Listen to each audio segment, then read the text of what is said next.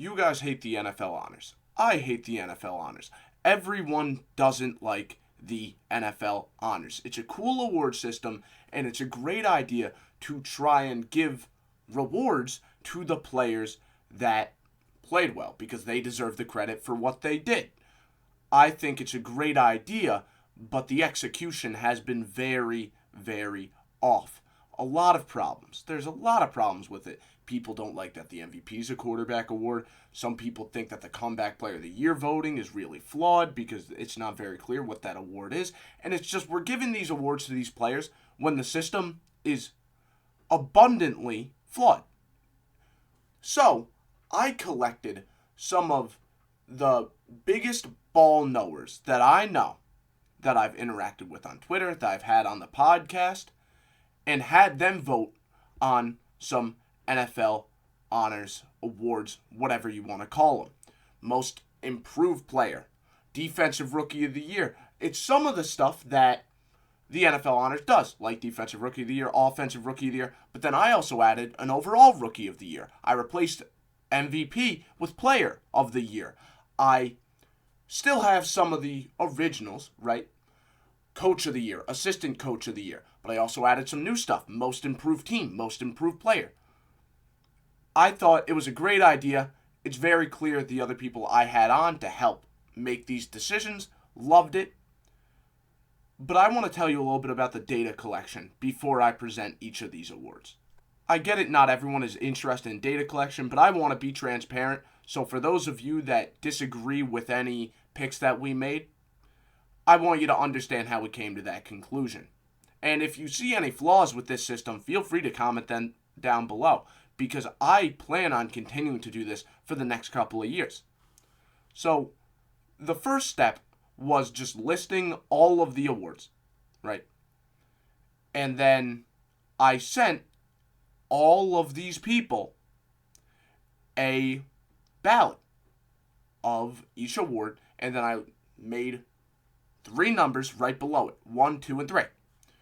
The player you put at 1 is the player you think is most deserving of the award. Any player is eligible at this point, and you have to list who you think is the most likely to win the award or most deserving of the award, then the second most, third most. First most gets 3 points, second most gets 2 points, third most gets 1 point. All right.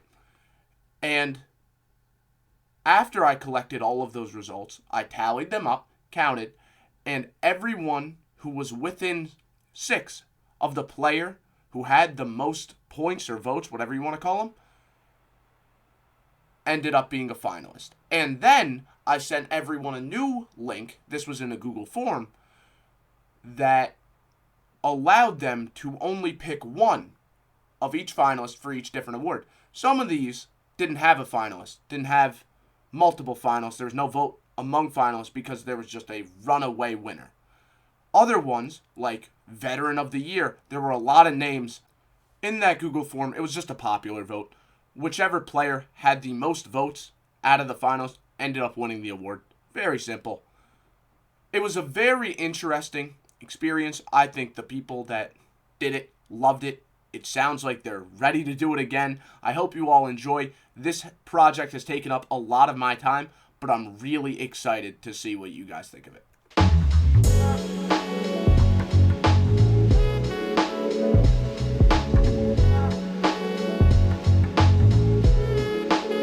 So let's start with Assistant Coach of the Year. This was an interesting one. There were a lot of great assistant coaches, but at least for us, one stood above all, okay? Mike Macdonald, far and away, won this one, okay?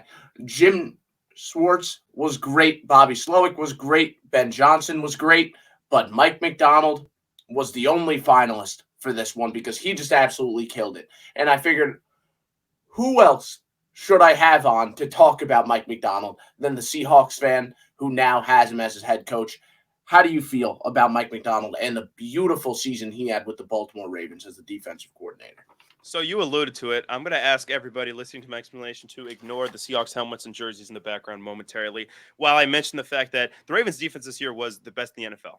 Period. End of sentence. There is no dispute on that. They were first in points per game. They were first in sacks. They were second in EPA per play. They were a dominant unit from season start to season end. They were phenomenal, right? And if you look at the personnel on the Ravens, and this is no disrespect to the Ravens defense, they don't have a lot of superstars. I think they have a lot of players who have had career years under Mike Macdonald, which to me tells me a lot, right? Justin Madubuike had a phenomenal year, 13 sacks. Geno Stone had 7 interceptions last season. He was phenomenal. Kyle Hamilton has emerged, not that he wasn't, a blue chip prospect coming out of college. He absolutely was, but he emerged as one of, if not the best safety in the NFL. You look at a guy like Jadeveon Clowney, had a career resurgence. He's kind of been bouncing around team to team on these one-year deals. Well, this was a year where he really cemented himself as having a great season. So I think there's a lot that you could say about Mike Macdonald and a lot you could say about the Ravens defense. One thing that I will point out, we were told in this exercise to include the playoffs. And that is absolutely, I think, the difference between Mike Macdonald and Jim Schwartz. Jim Schwartz was not good in defense, was not good in the playoffs at all, right? He got absolutely pummeled by CJ Stroud and the Houston Texans in Houston. And then the very next week, CJ Stroud and the Red Hot Texans played Baltimore, and they were held to 3 points, right? They scored 10 as a team. One was on a punt return. They scored 3 points offensively. They were dominated from beginning to start. It was not even a contest. That game was close because the Ravens offense was sluggish at first, but once they got it going, it was not even a contest. Then you go to the next week where the Ravens play against the Kansas City Chiefs. Now, in the beginning of the game, I will admit Patrick Mahomes was having his way. I thought, this might be a long game. But from the middle point of the second quarter on, Mike Macdonald's defense tightened up and they adjusted, and they put the Ravens in a position to win that game. Now, their offense decided not to show up. Todd Monken might have lost his play sheet. I don't know why he ran the ball 3 times the whole game. He ran it 8 times and 4 times to the running back. It's stupid. Can't really explain that one. Sometimes shit just doesn't go your way. But when you hold Patrick Mahomes to 17 points in the playoffs, you should probably feel pretty good about what you did. Let me mention the other candidate, the guy who actually won, Jim Schwartz. Jim Schwartz, there was such discrepancy in him between home and away.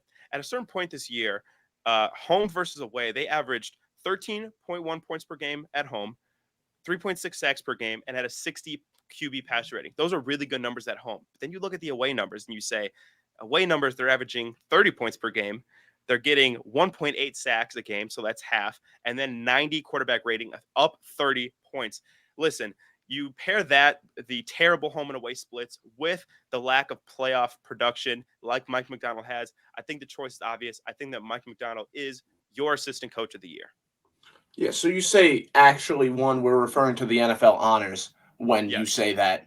Yes. That's why this is better, right? We got a group of certified ball knowers for this one. Exactly. Those guys at the NFL honors, they don't know ball. Simple as that. Simple as that. Nope. What Mike Macdonald does from a schematic perspective, the way he disguises coverages, the way that all these players are rotating, you have no idea what anyone is doing pre-snap because all 11 players could be doing anything. Once the ball is snapped, you could see a huge nose tackle like Travis Jones dropping back into coverage. And then here comes a D-back like Kyle Hamilton on the blitz to replace him. It's just no one is static. The defense is the opposite of static. Every single guy is going to do something different one play to the next. Nothing is consistent, and that creates such a headache for opposing offenses. It becomes really difficult to be an opposing offense operating against it. So the Baltimore Ravens defense was historical this year. Simple as that. You mentioned they had a lot of great players, and those players wouldn't have been as good if it weren't for Macdonald, who optimized all of them, made sure all of them had a career year like that. That is why Mike Macdonald is the assistant coach of the year for us.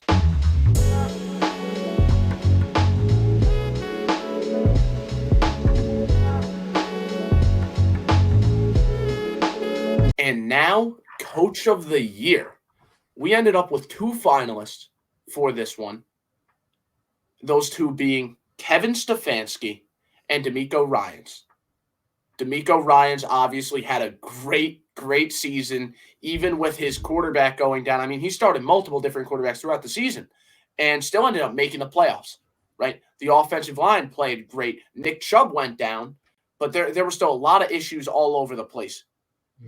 Yet the Browns still made it to round one of the playoffs. And I mean, that's really difficult to do when you have Joe Flacco, the husk of Joe Flacco, coming in. And even he looked to energize the team. So that was really impressive by the Cleveland Browns this year. Kevin Stefanski definitely deserves a lot of credit for how this season played out. But the winner ended up being DeMeco Ryans, who had a tremendous, tremendous season, especially just looking at the team the year prior and the team now. Completely different. I mean, they didn't just make the playoffs. They won a playoff game. Their rookie quarterback was in MVP conversations. CJ Stroud had a tremendous year, but that doesn't happen without DeMeco Ryans calling the shots, without him completely changing the locker room. What do you have to say as someone that voted for DeMeco Ryans to win this award, Mason? Yeah, I mean, you look at where this Texans team was last year, the last couple of years, really. You've had back-to-back one-and-done coaches. You bring in a young guy, DeMeco Ryans, one of kind of the rising young assistant coaches with the 49ers as a defensive coordinator. You bring him back to Houston where he played, and he kind of rejuvenated the energy, it felt like, in Houston and around the Houston Texans franchise.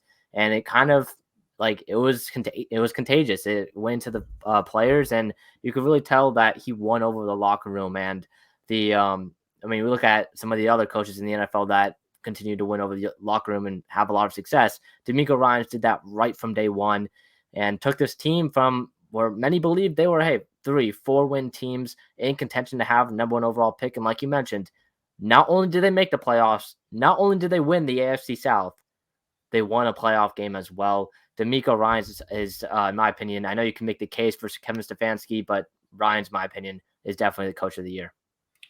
Yeah, and he killed it, right? He absolutely killed it. Coming from San Fran the year prior, he was a defensive-minded head coach. Yet the offensive line went down. A lot of injuries on the offensive line. That's something you haven't really heard people talking about throughout the season. The Texans' offensive line was banged up throughout the season. They had a rookie quarterback back there. Their receiver group, at least going into the season, wasn't overly great. Now we talk completely differently about guys like Nico Collins, Tank Dell. But the point is, their offense looked like it should have been a lot worse. Yet DeMeco Ryans did so much to really help this team recover. And yes, you also give credit to Bobby Slowick. I'm not denying that. But the point is, as a defensive-minded head coach, having this much stuff go wrong with your young offense that should already be struggling without these injuries, without O-line injuries, having those types of struggles as a defensive-minded head coach in your first year and still having such a successful offense says so much about you as a leader, says so much about you and your ability to elevate a team beyond expectation. It was so impressive just seeing so many young guys pop off the screen throughout the year. That's a testament to great coaching. DeMeco Ryans and his staff, too, had a truly spectacular year. I completely agree with you there. Well, yeah, and also you got to think about who hired Bobby Slowick, who hired these coordinators that are now rising up to potentially being future head coaches from this coaching staff. That was DeMeco Ryans. So you look at the players that he helped bring in and help develop throughout the course of the 2023 offseason season, but you also have to look at the coaches too, like Bobby Slowick, bringing him with him from San Francisco as well. What a great hire. He was definitely probably one of the assistant coach of the year finalists, I would say. And overall, just the coaching staff that DeMeco Ryans built, just testimony to that too. Yeah, it was a spectacular season by DeMeco. He completely deserves this honor.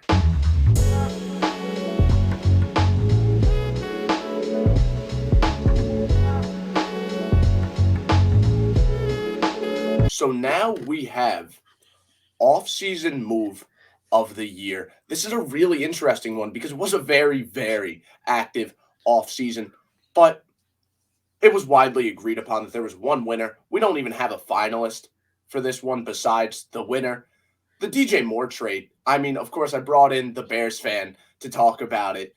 It did so much for Chicago, not just this season, but also this upcoming offseason. It's going to have a lot of impact on just the Bears as a franchise overall.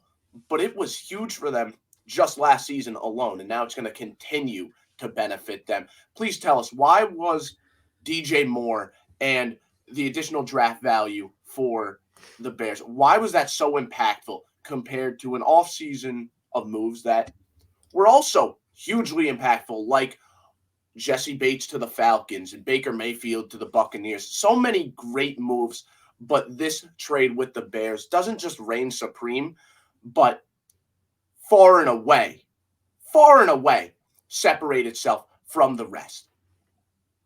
Well, I think first and foremost, DJ Moore just had the best season of his career in Chicago. So you're taking a wide receiver who has always been like a fringe top 10, maybe top 15 guy, and you put him in a position where he's now playing with the best quarterback he's played with, which I know is weird to say with Justin Fields, how disappointing he was this year, but like relative to who DJ Moore has had in his career, Justin Fields is absolutely the best quarterback he's had. So you put him with Fields, you're trying to get Fields and DJ Moore both to kind of like really cement themselves as what they're going to be. It ended up working out a lot better for DJ, obviously. He had a career year in terms of receptions, yards, touchdowns, I think pretty much everything. This was the best season of his career. And the Bears still have him under contract for 3 or 4 more years, I want to say. So you get a superstar wide receiver. I don't think it's controversial to call him a superstar at this point.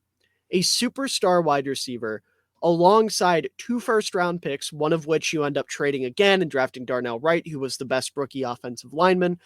You also get a 2nd-round pick this year, which turned into Tyreek Stevenson, who, you know, I'm sure got a few votes for Defensive Rookie of the Year, was one of the best rookie corners, a game wrecker in the back half of the year for Chicago. And you get the 1st overall pick this year.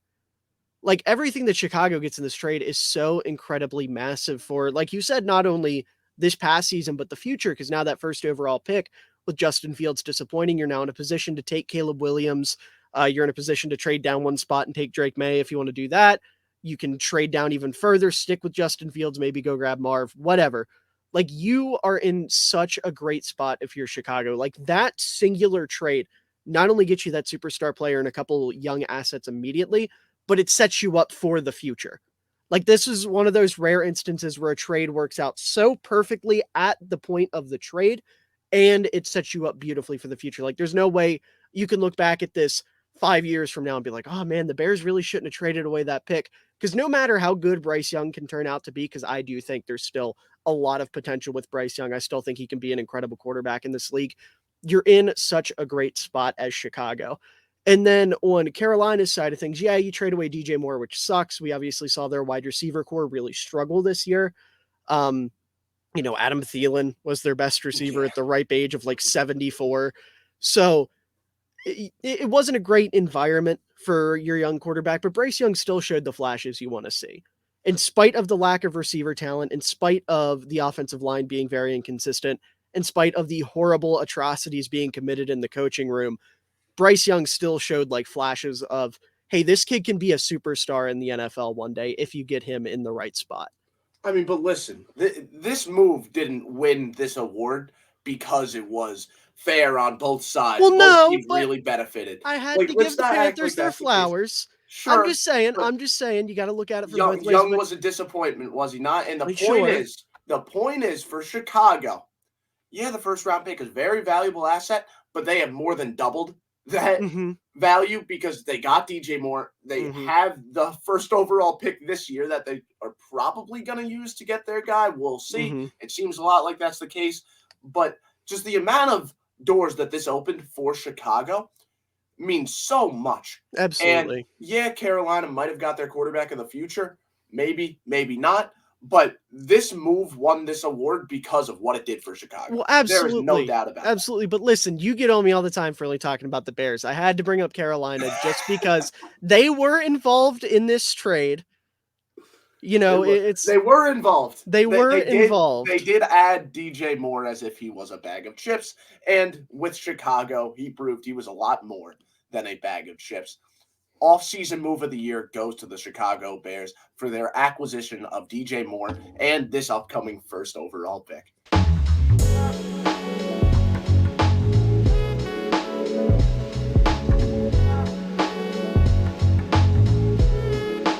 So now on to best unit. This one can have many different meanings, but in this specific thing, it is a specific team's offensive, defensive, or special teams unit. Obviously, no special teams unit was good enough for anyone to even think about voting for one, but that could change in the future. We don't know. As of this year, though, we have one offensive unit and one defensive unit that made it to the finalists, right? Those were the Cleveland Browns pass defense and the San Francisco rushing offense. We know Kyle Shanahan and his outside zone scheme works really, really well, even with Raheem Mostert or Tevin Coleman running the ball. But when you have Christian McCaffrey running it, it's a whole different animal. Guys like Trent Williams paving the way for someone like Christian McCaffrey, that can only end well. Then you add in those extra blockers like Kyle Juszczyk, like George Kittle, like Deebo Samuel, and then had Deebo Samuel carrying the ball at times. It just becomes such a dynamic unit. But that wasn't the winner. It did make it to the finalist round, but ultimately the people that voted, including yourself, ended up going with the Cleveland Browns passing defense.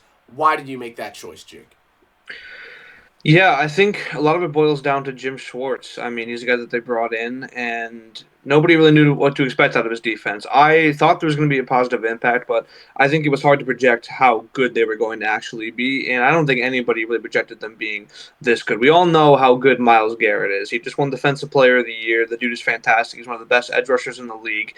He is a game wrecker, and we knew that he was going to get his and everything. They made some good free agent moves on the defensive line. They had Dalvin Tomlinson, Agbani Okoronkwo, all of these pieces that they added to the defensive line. You expected them to have a good pass rush, but the question was, if Denzel Ward isn't healthy, which a lot of the times he isn't, are they going to be able to hold up on the secondary?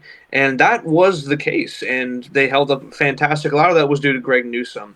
He's a guy who I think is awesome. I think he could be a quarterback one for a lot of teams, and he doesn't have to be in Cleveland, which is why I think they should hold on to him because of how valuable that is. And if Denzel Ward can stay healthy, I only expect better things from this defense next year even. They were fantastic at home. They had some struggles on the road defensively just because it's a lot harder to play on the road anywhere, despite what team you are or how good your unit is. It's hard to play on the road, especially when you're playing good offenses like they were this season.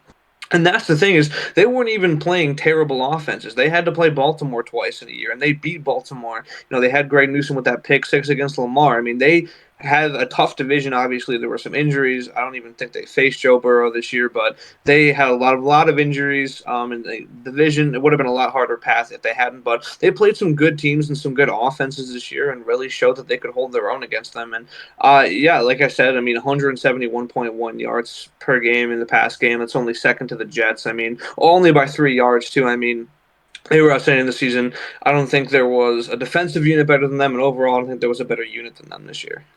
And then you mentioned only the Jets were ahead of them. Let me just make it clear right now. The game script favored the Jets' ability to limit passing yards because when you were playing against the Jets, you only had to get up to like 17 points, and now you could just run the ball for the rest of the game because we know Zach Wilson isn't doing anything. We know Trevor Siemian isn't doing anything, right? So because of that, teams didn't feel like they had to keep on passing the ball. It made it a lot easier to hold teams to a really low total passing yard number. Meanwhile, the Browns, they had their offensive woes. There's no doubts about it. But the Browns' defense was scoring, man.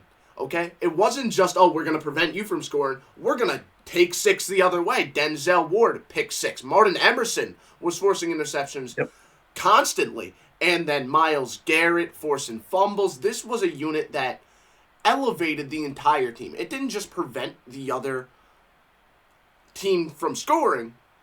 They also got a couple points themselves. They also forced turnovers, got the offense that had its struggles this year into good position to score. It truly was a great unit, a great pass defense, and that's because of the players that you mentioned, because of guys like Myles Garrett, because of guys like Martin Emerson, because of Greg Newsome, because of Denzel Ward. It was a phenomenal unit, and the Browns deserve their praises here.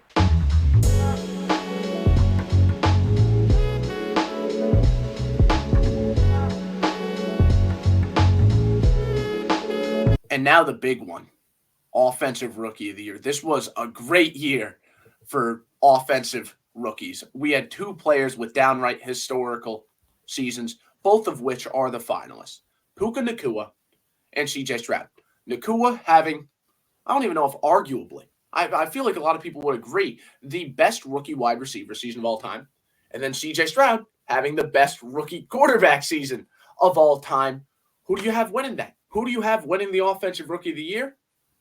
Well, we all voted and we went with CJ Stroud to win the award. What exactly put Stroud over Nacua, who also obviously had a great year for you? I think CJ Stroud, if we're just looking at overall consistent play, it was really there for both of them. But I don't really know if Puka had the type of performance that Stroud did against Tampa in week 9 with the 5 touchdowns, the 470 passing yards, and the win being by as close as it was, 39-37. I didn't really see that big of a performance from Puka. You look at him and he had a lot of like games that were like 150, 160 yards, but no, like, an equivalent for that would be like 200 yards, 2 touchdowns. And he didn't have that. Also, if we're looking at just positional value, what position it's harder to play in the NFL. It's harder to play quarterback than receiver. We know that. And we've seen guys like Cooper Kupp succeed in this offense, Robert Woods succeed in this offense. We haven't really seen, besides Deshaun Watson, succeed in Houston. And now you're coming in with a whole new regime, an defensive-minded head coach. It's just kind of like you didn't expect him to be as good as he was. Now you didn't expect Puka to be as good as he was, but there's also a difference, again, positional value-wise. And we talked about it a little bit before this recording. Both of us were big CJ Stroud fans. Both of us loved him. We had him as a QB1 in the draft class. That's part of the reason I wanted to have you on for this specific topic. But I like to think both of us were still surprised by how well Stroud played. I mean, we both loved him. We both loved him out of college, but we didn't expect him to do this as quickly as he did. So that I also feel like played a huge role in this. Now, neither of us thought Nacua was going to have the type of season he had, and he absolutely had a killer season. But Stroud was in such a tough spot. Offensive line dealing with injuries even when it was fully healthy. Did we really know what to think of that offensive line? The running game wasn't overly great this year. The receivers weren't exactly the best group going into the year. Now we think of them completely differently, and I think a big reason why is CJ Stroud. Another thing, too, that goes against Stroud, and this was something that hurt his MVP case. If you don't remember, he had an MVP case at one point this year, which is insane to think about because rookie quarterback, right? But when CJ Stroud went down with injury and missed a little bit of time, that was a period where a lot of people started to forget just how good CJ Stroud was. And it felt like, oh, yeah, CJ Stroud is winning the MVP. And with Nacua doing what he's doing, can he even win Offensive Rookie of the Year? But then playoffs come around. Nacua only played in 1 playoff game. CJ Stroud played in 2 and looked great in both. So tell me this, right? What exactly, besides just the playoff games, or was it just the playoff games that allow you to rank Stroud ahead of Nacua for this specific award, despite his injury? I mean, like I was talking about that big game performance, I think Puka's best game easily came in the playoffs. It was that 1 playoff game. And you could argue that Stroud's second best game was in the playoffs. So both these guys stepped up when they needed to for their teams in the playoffs.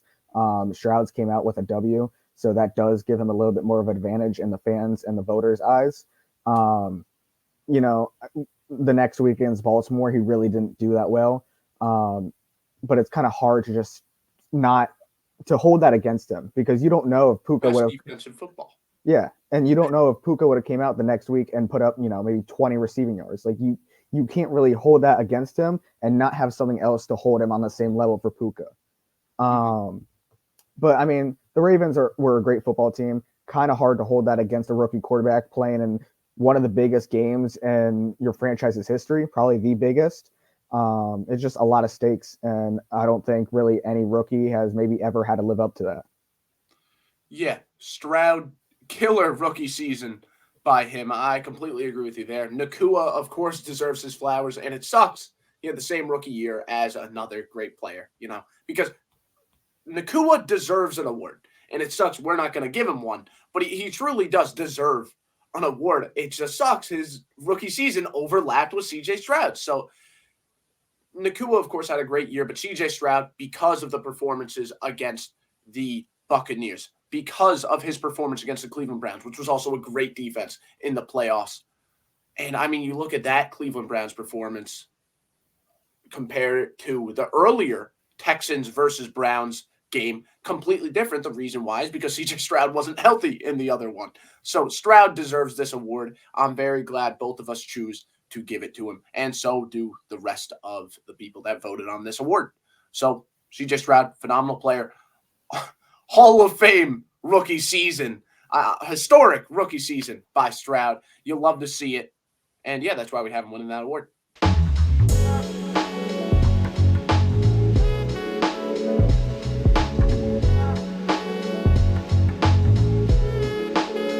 Defensive Rookie of the Year. This one was a really tight race between a bunch of different guys. I mean, there were plenty of names to mention, but we ended up with 3 finalists.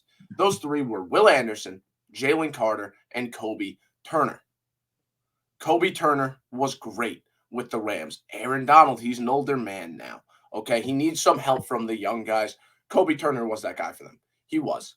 Okay, that defense didn't have an overwhelming amount of talent until all those guys ended up developing later on in the year. And overall, they just played a lot better. Kobe Turner was one of those guys that we saw on the depth chart, and we were like, who the hell is this guy? And then he goes out there and balls out. Balls out. All season long, he was killing it, especially later on. Kobe Turner was phenomenal. So was another interior defensive lineman, Jalen Carter. He was one of the most efficient defensive rookies this season. But, you know, there's a lot of questions about, he didn't get as many snaps as some of these other guys. Why was that? He kind of fell off towards the end of the year, so that's why he didn't end up winning it. However, he was a physical force.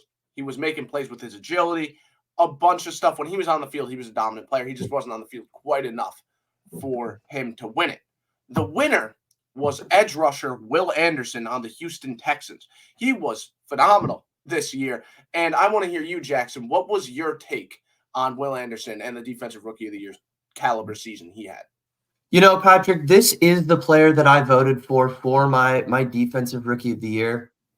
And before I kind of talk about the season he had, I want to go look back at his pre-draft process, because I think kind of the intertwined little debate between him and Carter is something that's been really interesting to see play out, because, you know, back in January or February before the draft, there was a lot of debate as to which was the better defensive prospect on the board.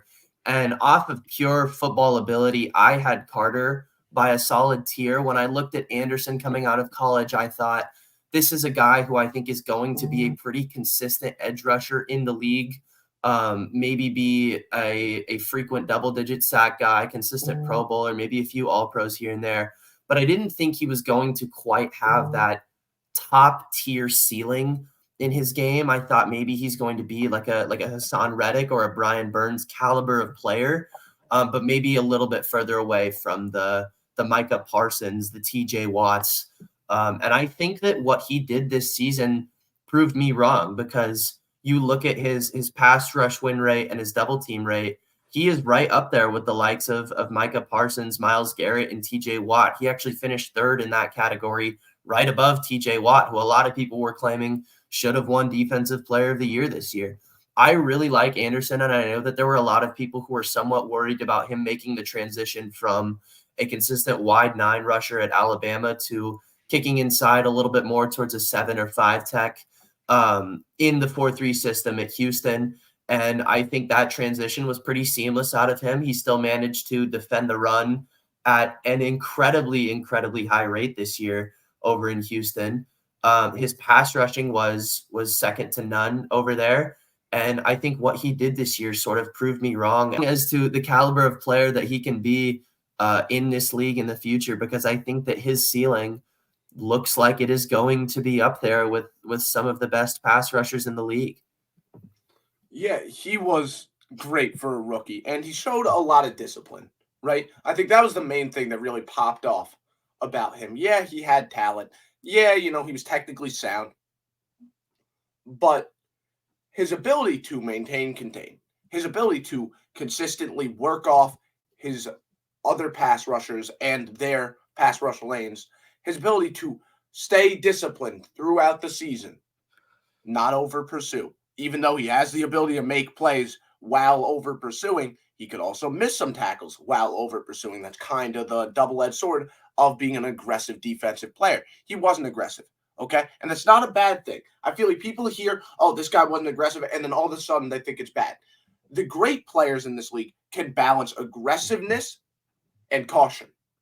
Will Anderson does that better than not just any defensive rookie. He is one of the best at that in the entire NFL. Just that simple. Will Anderson had a phenomenal rookie year, and he truly deserves to win Defensive Rookie of the Year right here.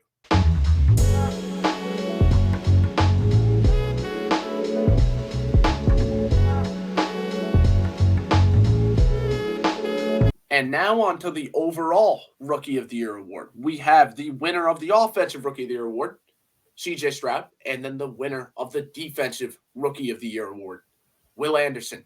Texan v. Texan. Who do we have winning? We have CJ Stroud. Let's not dance around it, right? The Nakua versus Stroud thing was a lot closer than the Will Anderson versus Stroud. Let's keep it simple. Will Anderson, of course, had a great year, but in terms of overall Rookie of the Year, it's hard to beat the best quarterback rookie season ever. So please tell us in more elaborate detail why CJ Stroud deserves this honor. Yeah, Will Anderson kind of just got stuck in the middle of a crossfire here. It's almost impossible to live up to what CJ Stroud did.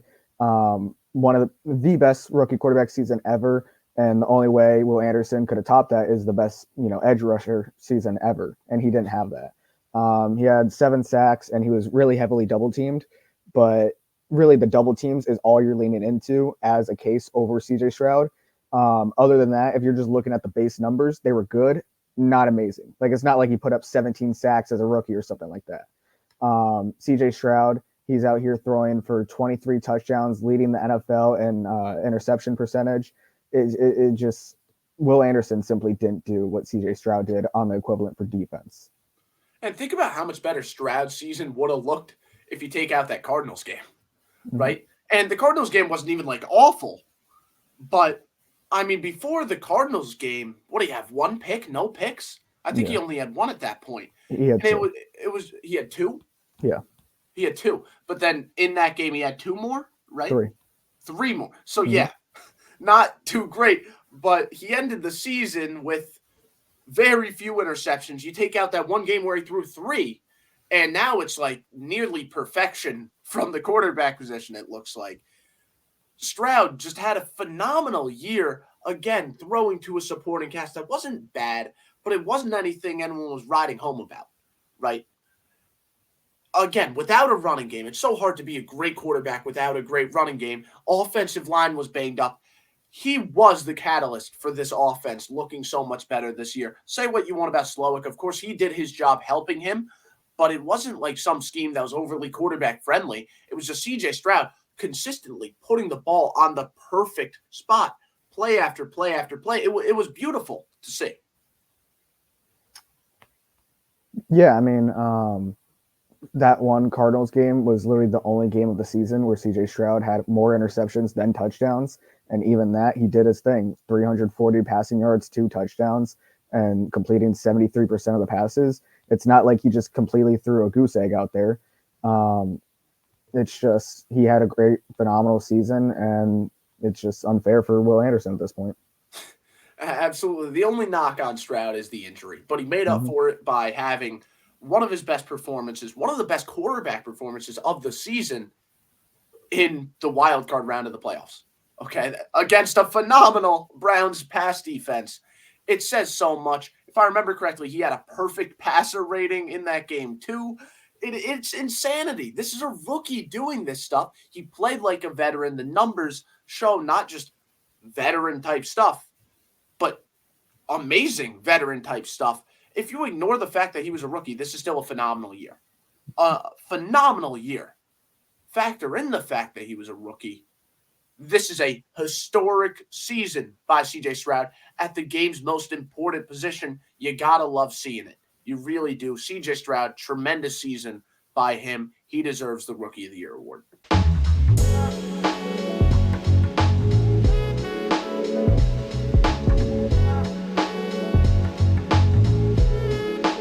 Sophomore of the Year. This one I think is a very, very fun award, and we had many, many great sophomore players, but one of them was far and away better than the rest. This guy got a lot of Defensive Player of the Year votes, and of course he ended up winning Sophomore of the Year. Kyle Hamilton, the linebacker on the Baltimore Ravens, absolutely killed it from all these different positions, was doing so much for that high-caliber Ravens defense. Jackson, as someone that voted for him as your number one Sophomore of the Year, one of many people that voted him as your number one Sophomore of the Year, why did you do that? Well, Patrick, not only did I vote for him as my number one sophomore player of the year, he was my defensive player of the year vote because Hamilton is someone that I have been incredibly in on all year long. As a Seahawks fan, I have been watching some Ravens film as of late just because the Mike Macdonald hire is something that I've felt the need to dive into. And one of the very first things I noticed is that Kyle Hamilton is the main cog in this machine. And you just look at how many things that this defense was asking him to do and things that he was doing at a high level. It's just very irreplaceable stuff out of him. He's very, very valuable in the blitz, especially from the outside. He is consistently coming downhill from the nickel position, making plays on the quarterback, forcing turnovers. He is absolutely locked down in coverage at 6'4". He manages to remain incredibly fluid against slot receivers and doesn't give up a lot of separation when he's playing man coverage. He's been very proficient in zone 2, is incredible. I would say probably the best run defender from the nickel position in the entire league, just because his size, his arm length allows him to take on contact at the second level, to disengage with blockers really easily.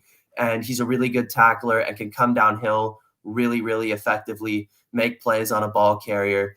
There was so much that was going on with his draft stock back in 2021 because a lot of the film Twitter, if you will, had him as the generational prospect of the class. And it didn't seem like NFL teams were quite as high on what he was able to do. There were some speed concerns.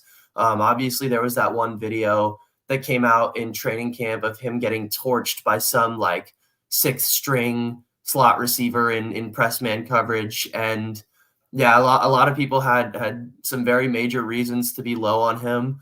And I think it kind of goes to show that the fact that he even fell to pick 14 was the league overthinking it, because positional value and maybe some speed concerns should not go into account nearly as much as the league made it out to be, because the Ravens stayed at 14 and were able to land probably the best player of that entire draft class. So I am absolutely in love with Hamilton and what he is able to provide for a defense. And I think that looking towards my Seahawks defense, I think we're going to see some similar stuff out of Witherspoon next year. I wouldn't be surprised if we're making this video for Witherspoon, just because I think he's going to be the one who plays that role under Mike Macdonald. But yeah, the league completely overlooked Kyle Hamilton, and I think that the 13 teams who passed up on him are completely paying for it right now. Yeah, absolutely. Absolutely. Position value was a big part of why he fell. However, he doesn't play one position. He plays every position in the secondary. He plays in the second level. He's been phenomenal. He has been phenomenal this year. Kyle Hamilton, what he's done against the run, too, like you said, he was one of the best run-defending nickels in football, but he was also doing a lot in terms of, being in the deep half of the field and then running down to the flat on the other side of the field and then making tackles. He's been insane. He has been insane this year. It's everything from the athleticism to the length to the football IQ. Everything about him has been nearly elite. And that's what you have to love about a player of his caliber. He absolutely deserved to win Sophomore of the Year.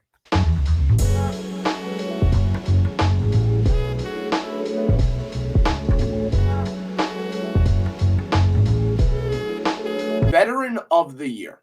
When I talk about this award, I don't mean, oh, he played 5 years, he's a veteran. That's not what I mean. I mean 10 plus years. Players that have played 10 or more.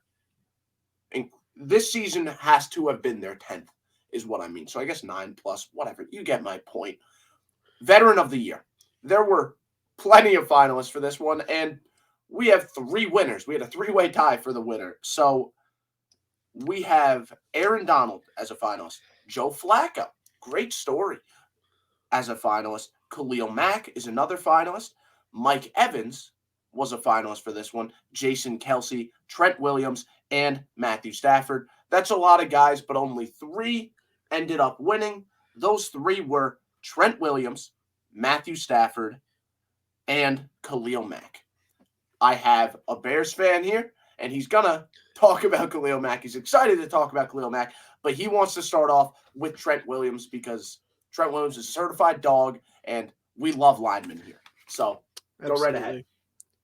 Yeah, I mean, I think the biggest way to measure Trent Williams' impact this year, like how good of a season he had, because obviously offensive linemen, there's not a lot of stats that you can sit here and be like, oh, he improved in this and this and this, and that means he was incredible this year.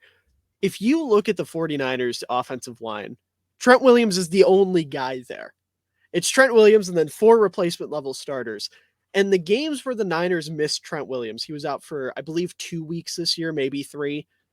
Those games, the Niners offense didn't work. It didn't function. They looked substantially worse. And it was all because he did not play. There weren't really any other factors at play. It was just without that bona fide dog, probably still the best left tackle in the game, on the left side of their line, their team fell apart. They had no idea what they were doing on offense. They couldn't establish the run. Brock Purdy had no time in the pocket. It was a complete and utter mess. And for Trent Williams to be doing that at what, like 38, 39 is absolutely stupid. He's one of the best tackles of all time, let alone right now. Definitely the best tackle I've seen in my lifetime, which I know is a bit controversial because I do remember Joe Thomas, but I think Trent Williams is a little bit better. So he had an absolutely incredible season. And I'm very glad that he got his props, his flowers for this award. I'm glad people were actually looking at the trenches and weren't just trying to find who had the biggest statistical season. Like you brought up Mike Evans, for example. He had another 1,000-yard season, like upteenth year with 1,000 yards. I'm glad that Trent Williams got his flowers over him. Yeah, and Trent Williams was leading the way for McCaffrey, who had a great season. And playoffs are a part of this award too. And Williams had just as good of a regular season as he did playoffs. He was phenomenal in the playoffs for them. The way Shanahan uses him, he's a key part of that outside zone, inside zone type of scheme. He just meshes so well with Shanahan and Debo, and he protects Purdy well, and he blocks for Christian McCaffrey the way he likes to see it. Just a great combination. He meshes these guys together. He truly is the glue guy for them. But now let's move on to another veteran. Real quick, before we move on, I'd like to correct myself. Trent Williams is only 35. I thought he was much older than he actually is. This guy completely lacks any ball knowledge, as you could tell. Oh, apologies. I got Trent Williams' age wrong. Sue me. How dare you? Now, do you know about former Bear Khalil Mack? Tell us, how old is he and what type of season did he have? I believe Mack is like 32. He's 32. And he just had arguably the best season he's ever had, at least statistically. 17 sacks, 21 tackles for a loss, season or career high in sacks, second most TFLs he's had in his career. He was absolutely incredible. And I know the Chargers were kind of a complete joke this year, so not a lot of people were tuning into Chargers games, but it's not like Mac just had a couple splash performances. Like, he was a legitimate game wrecker for their defense this year. He had the one game, I can't remember who it was against. He had 6 sacks in one game. It was against his former team, the Las Vegas Raiders. So it was the first Raiders game where the Chargers didn't get their teeth rocked. But, you know, Mac was absolutely incredible this year. He was a force and a half even in the run game, which is kind of his bread and butter at this point in his career. As he's gotten older, he's really relied on his ability to set the edge and slip into the backfield, make big TFLs. He did a lot of that this year. Like I said, 21 TFLs is nothing to scoff at. for a 32-year-old defensive ender, outside linebacker.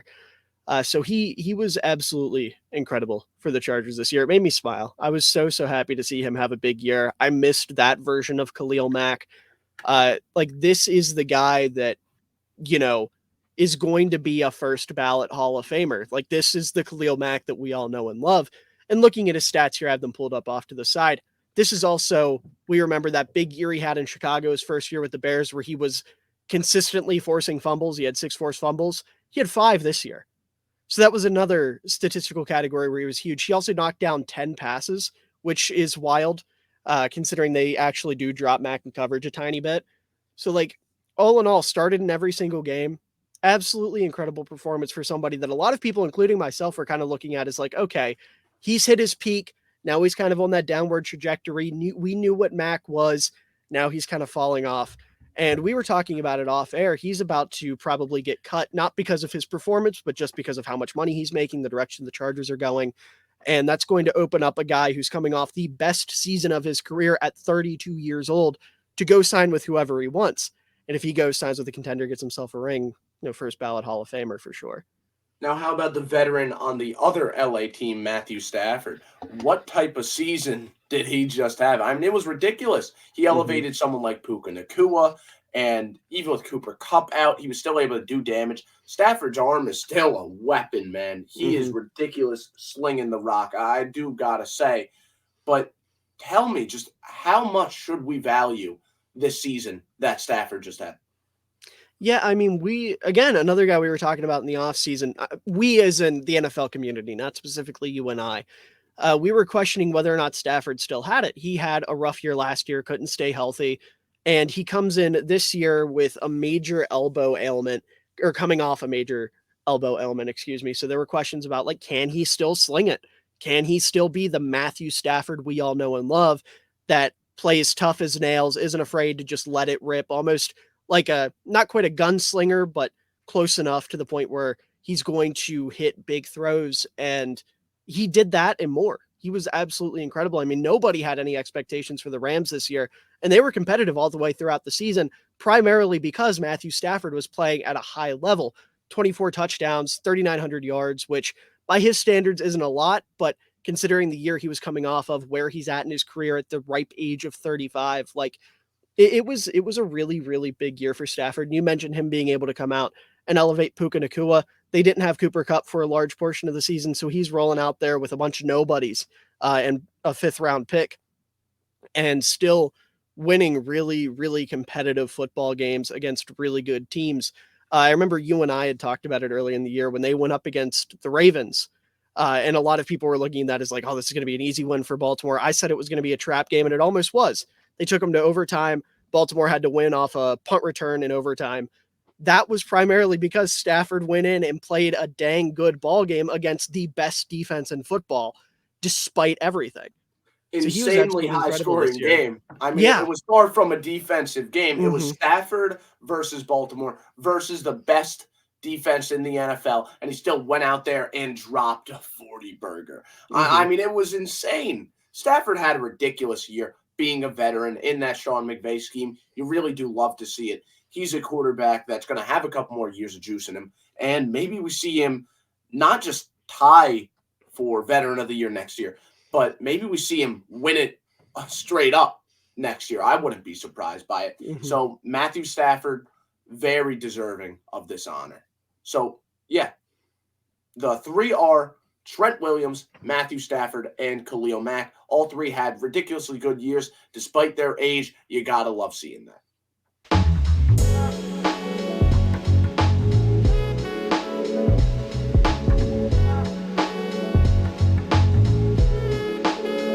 And now, another award that I absolutely love, the Most Improved Player Award. This is a great one, and there's a lot of different rationales you could take.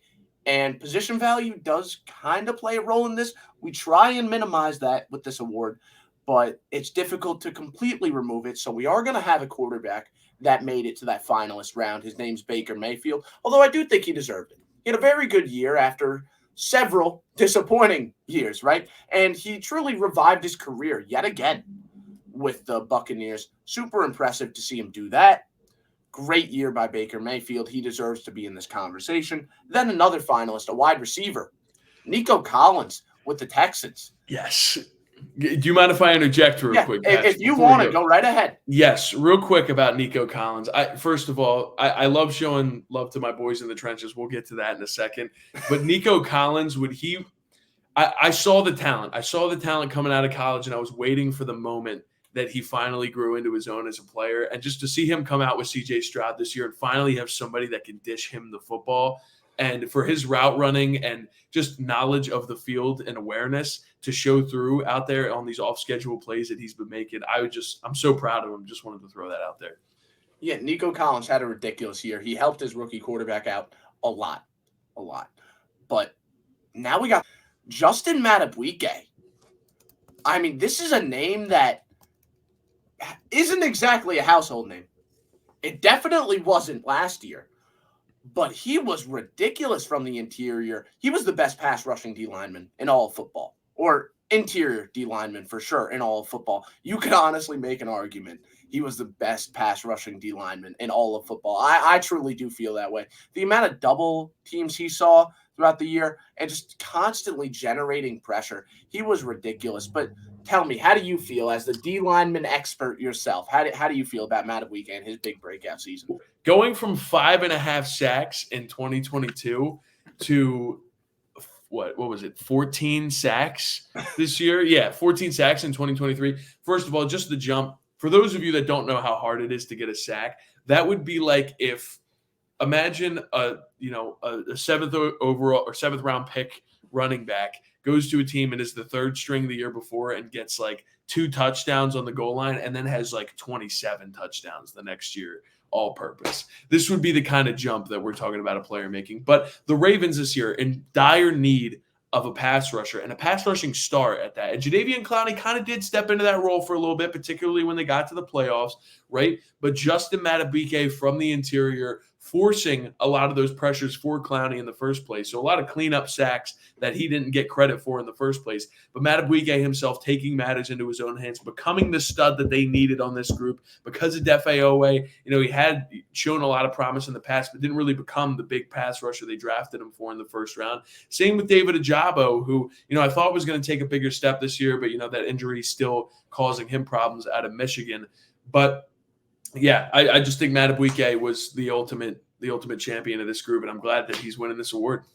Yeah, phenomenal year for him, right? Yeah. Again, he wasn't a big name. He really wasn't, but now he's probably going to see a big paycheck, whether it's from the Ravens or from someone else. He is going to be a free agent this upcoming year, or this upcoming offseason. So it's going to be really interesting to see what plays out. He absolutely balled out at the right time, right? Winning most improved player on a contract year, that should be worth extra points. It absolutely should. Justin Madubuike, absolute dog in the trenches. You got to love him. Got to give him respect for what he did for this Baltimore Ravens defense. That was a force in its own right. He absolutely deserves the honor of most improved player.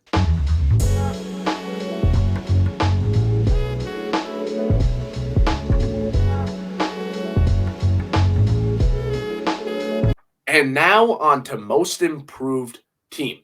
This one didn't even have finalists. This one only had one clear winner. We went through the ballot process, and there were other teams that were thrown around, but really this team won by a long shot. And because of that, I didn't even bother to put finalists out here. The winner ended up being the Houston Texans. You talked about the head coach, D'Amico Ryans, and why he deserved the honor of Coach of the Year. Why is it that the Texans deserve the honor of most improved team? I mean, you just look at where they were in 2022. They lost 8 of the final 11 games of the year. They tied 1-2. And then you come in 2023 with new head coach, new quarterback, a very young roster, one of the youngest in the entire league. And props to the coaching staff to help develop this team and improve this team, as what this award is named, improve this team to a team that can win playoff games. And now heading into 2024 is looking like maybe one of the dark horses to make a Super Bowl run in the AFC next year. So the Texans definitely, I don't really know a team that improved with the amount of young talent that they had in the league besides them. And it wasn't even just these offseason acquisitions. Of course, they killed it in the draft, right? Of course, guys like Tank Dell, Will Anderson, those guys really popped off. CJ Stroud obviously looked really, really good. But it was the guys who were already there that started to look like, when the heck is this guy going to break out? Nico Collins, there he is. He really established himself as a wide receiver one, a very capable receiver. Then you also have Jonathan Grenard, complimentary to Will Anderson. He's a guy who's been there for a while. A lot of people asking, when's he really going to show us something? And then boom, here he is looking really, really good. This entire group, from the acquisitions in the draft to the guys that they might have traded for, Shaq Mason on the offensive line, everyone that was either added or everyone that was already on the roster and just improved, is a reason that they won this award. It really is, because so many guys just became better. And that's partially because of the coaching staff, but then that's also because as a facility, as an organization, they decided not to give up on guys like Nico Collins, not to give up on some of these other players on the roster. All these guys really showed us something this year. It was a bunch of guys breaking out simultaneously, the same season, the same time where a new coach comes in. It really was just beautiful to watch. Beautiful. Yeah, shout out Christian Harris, middle linebacker. He's only, 24, 25, and we saw those plays that he was making in the wild card game. We saw down the stretch of the season, it seemed like he got better and better as the season went on, and now DeMeco Ryans, one of the best defensive minds in the NFL, now has his Fred Warner, really. I'm not comparing him to Fred Warner. I'm not saying he's at his skill level yet. I'm just saying he now has his middle linebacker to help control and help guide this defense heading into 2024 in Christian Harris, because that guy had a hell of a year. Yeah, and it wasn't just him, of course, but Harris was obviously a stud for them. He was a versatile chess piece for that DeMeco Ryans defense. And, it's so difficult for everyone to improve this much under a whole new coaching staff. Right. It says so much about the players and so much about the fact that they're only going to grow more. Right? CJ Stroud isn't going to stop right here. He's only going to get better and better. This was just his rookie year. So not only are we looking at them as the most improved team this year, we could be looking at them as back-to-back winners of this award next year, because they're still so young. It's not like these guys, why didn't they give up on them yet? This guy is going to be 30 just around the corner, and it's about time he finally started playing well. No, some of these guys went from, not playing overly well to, now he's really playing well, and there's still so much more room for growth.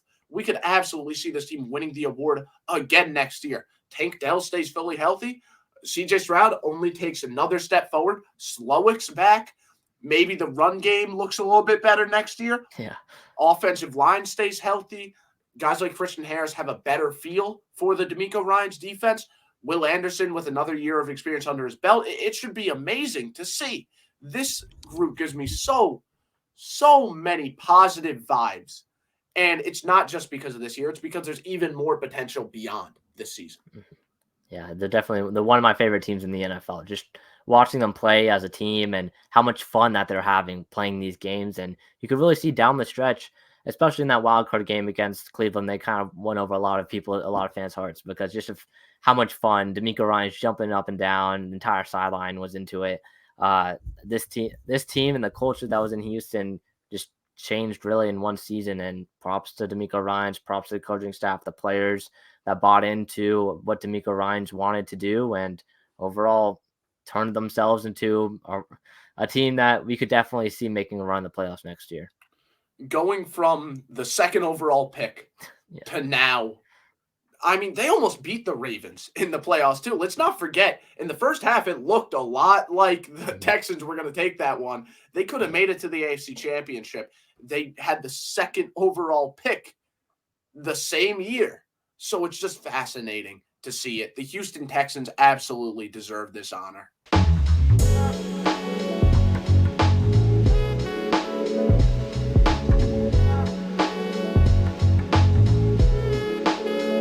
And now, Playoff Player of the Year. This is an award that I'm a big fan of. It's one I always love giving out every year, and I'm glad I had other people vote for it with me.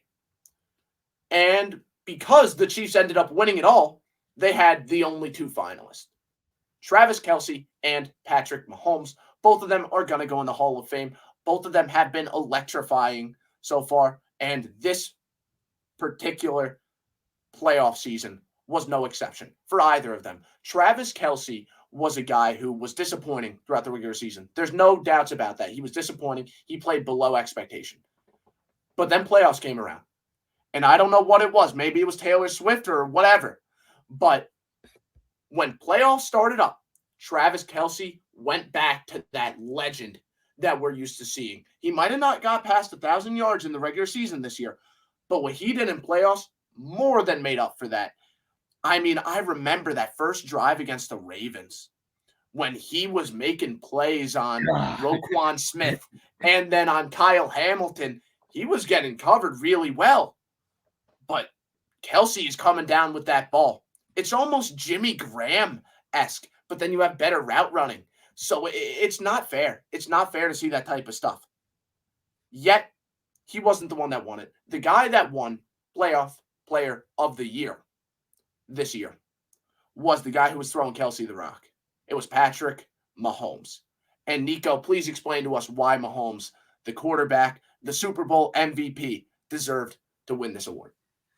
I mean, yeah, it might just be because he came out on top. It might be relative to the expectations we set going into the playoffs. But, I mean, I just remember going into the Dolphins game, even when everyone was filling out their brackets, the narrative was, oh, the Chiefs defense is good, but they're really going to need to find some more methodical ways to win offensively. It can't just be through Mahomes. I think, with the weather in Kansas City, everyone was saying it, oh, it's going to be freezing. They're going to pound the rock. They're not going to trust the receivers. They're not going to put the ball in harm's way.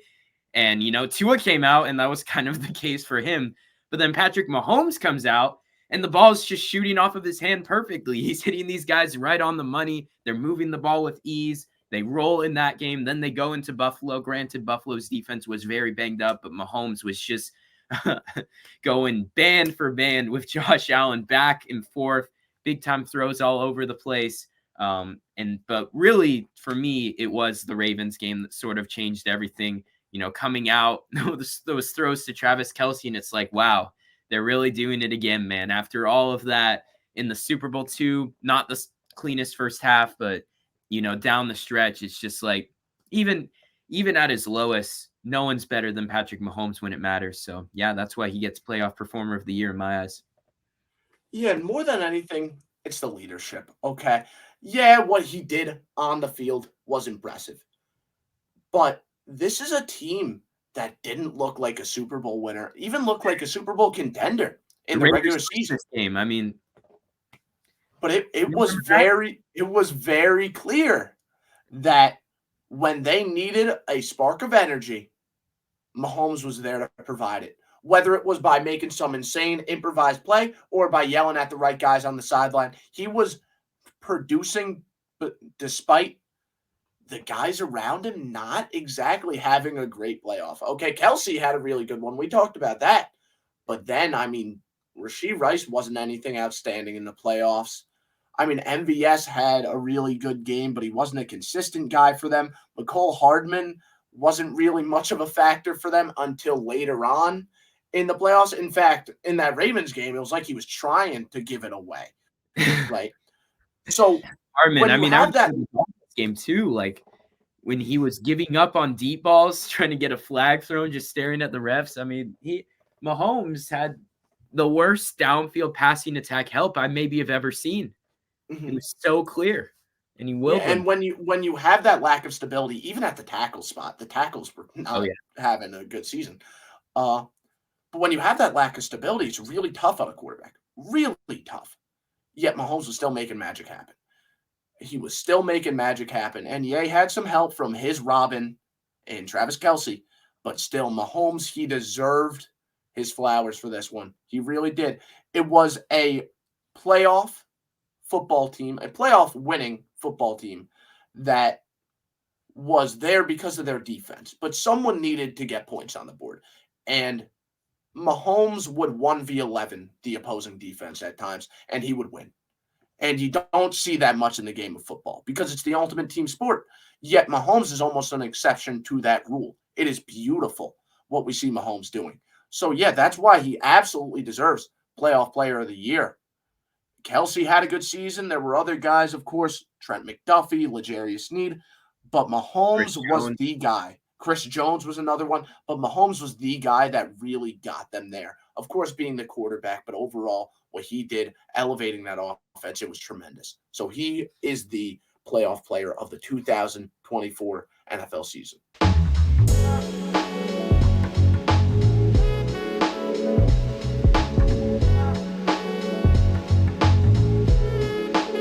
Now, this is my favorite award. This is a fun one. This one, we get to give recognition to the guys that don't get recognition nearly. It's about time, Patrick. It's about the time. Offensive Lineman of the Year, the big one. Here it is. 2 finalists, 2 tackles, Trent Williams and Penei Sewell. Trent Williams had a phenomenal year with the 49ers. Absolute bulldozer, right? And it was an offensive line that was far from complete. You had Trent Williams and then 4 nobodies, okay? It wasn't a good unit besides Trent Williams. Let's just be honest, right? Williams did a great job in that zone-heavy scheme. They ran behind him a lot using outside zone. They had other blockers, but Trent Williams was very clearly the best of them. George Kittle could block very well in space. So could Debo too. But Trent Williams, he just paved the way for everyone, man. He was ridiculous all year long, but he was not the winner. The winner was Penei Sewell. So, Dom, go ahead. Explain why the legend himself, the young guy, but still, he looks like he's going to be a legend, deserved to win this award. Yeah, young. Talk about 23 years old, and you're probably the best offensive lineman in football right now. I mean, Trent Williams, the accolades kind of precede themselves, but let's just say allowed 1 sack all of the 2023 season, or at least according to the statistics. He only allowed 1 sack. All right, and played the most snaps, tied for the most snaps out of any offensive lineman this season, and only had 7 penalties. So just right off the bat, statistically, a great year for an offensive lineman, but it jumps off of the tape as well. Sewell, really stout in pass protection, has shut down like big name pass rushers, particularly in that division. Went up against Danielle Hunter twice and gave up 0 sacks to an absolute stud, and a guy that really doesn't get enough credit as well. But we're talking about the O-lineman here. But my favorite game from him, and I actually had the tape on here. We're not going to be able to show it, obviously, but that playoff game that he played against the Buccaneers, who have an underrated defensive front to begin with, but what he was doing, bullying Shaq Barrett and Joe Tryon-Shoyinka around like they were little boys in pass protection and in the run game, I just thought it was phenomenal. But I think he's very deserving of this award and has really been the face of that Detroit Lions offensive line that's got a bunch of big-name guys on it. So, yeah. Yeah, he rounded out a great unit, truly. And whether it was in pass protection or just absolutely lighting up players in the run game, they just loved getting him out in space. And I think that's the real thing. We saw Trent Williams do it a lot in years past when they had more of a complete offensive line. They were able to get him up to the second level because they could replace him with these other blockers that were, very capable. This year, they didn't really have the option to do that. But the Lions did, okay? So they got to give Penei Sewell the opportunities to create these absurd highlights, absolutely flattening Jair Alexander and doing all that magical stuff.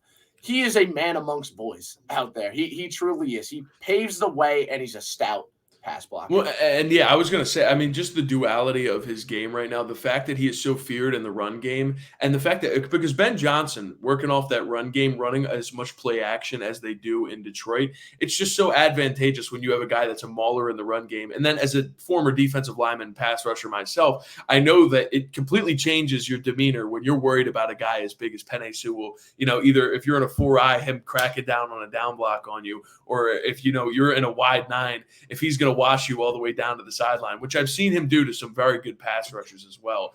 But the fact that they can use him in zone, they can use him in power run schemes, and either way he's going to be successful. And then the fact that he can, his kick steps are immaculate, and he can basically shut down any pass rusher he wants to. Just an absolute stud. And you don't need to really use a tight end to chip for him either, which you don't see that much out of the Ben Johnson scheme. But I'm sure having him is like having a crazy chess piece on the field with everything that he can do up front. Ridiculously well-rounded player. Penny Sewell, Offensive Lineman of the Year.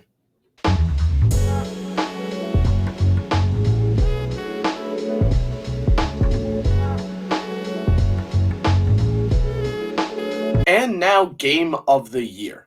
We had two finalists for this one. The Philadelphia Eagles game against the Buffalo Bills. Eagles came out on top, 37-34. Game went into overtime. Was really, really intense the whole way through. And I would go on and on about that one, but I want to save time to talk about our big winner, okay? The Super Bowl 58. Patrick Mahomes winning yet another ring, led by his defense, but still the offense absolutely pulled its weight. Please tell us why this Mahomes masterclass, this Spagnuolo masterclass, this Shanahanian collapse deserves to be the Game of the Year. So I want to start off by saying that this was the most watched Super Bowl of all time. 123.4 million people tuned into this game. So the pressure could not be higher. Absolutely. The Chiefs in this game were attempting to complete the hardest playoff gauntlet of all time. They faced the Bills, the 2 seed in Buffalo. They faced the Ravens, the 1 seed in Baltimore. Now they're playing the number 1 seed 49ers. Absolutely unreal playoff schedule, right? Obviously, we're also adding to the fact that Mr. Irrelevant being in the Super Bowl is pretty cool. I can even say that as a Seahawks fan. But I think when we talk about the game, and this is the really important part, the 49ers were all over the Chiefs in the first half. Minus one Christian McCaffrey fumble, they played a pretty damn good first half, and they had the Chiefs absolutely on the ropes. It was looking really scary. Now, the Chiefs barely managed 3 points the whole first half, Now you go to halftime. Usher pops out with the roller skates. You're thinking, okay, well, maybe the Chiefs, they can get something going. They're getting the ball second half. And then Mahomes throws an interception. And I'm sitting there and I'm like, wow, like this is getting scary, right? They don't have the offensive firepower to get themselves back into the game. Now this brings up the point you mentioned, Steve Spagnuolo, master class. I have never seen a defensive coordinator be a superstar the way that he was in this game. The blitzes that he was sending, the guys coming off the edge, the disguise coverages, the sticky man coverage that he was committed to. L'Jarius Sneed and Trent McDuffie deserved Super Bowl MVP honors. Those guys were awesome. They were making plays down the field. They were just sticking to their man. And listen, not a lot of people are willing to play man coverage against the 49ers. It's kind of scary, right? Man coverage does eliminate those easy kind of bubble screens, those screen passes that they do. But it's also a lot easier to get cooked down the field. And he's stuck to his guns, and he says, we're going to play man coverage. We're going to stick to our guys, and we're not going to allow easy throws. And that's exactly what the Chiefs did. Hats off to him to have the balls to do that, to send pressure against Brock Purdy. I thought it was phenomenal. But as is the case with the actual media, I would be remiss not to mention Patrick Mahomes, now winners of 3 Super Bowls, along with Andy Reid and Brett Veach, the GM. He cemented himself into a very, very elite status.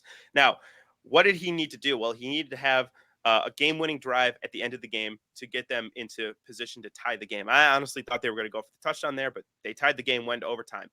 What a game to have your first, new overtime rules for the playoffs. I thought it was pretty amazing.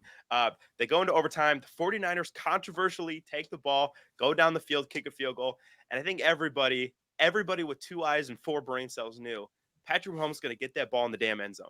He was going to win the game for the Chiefs.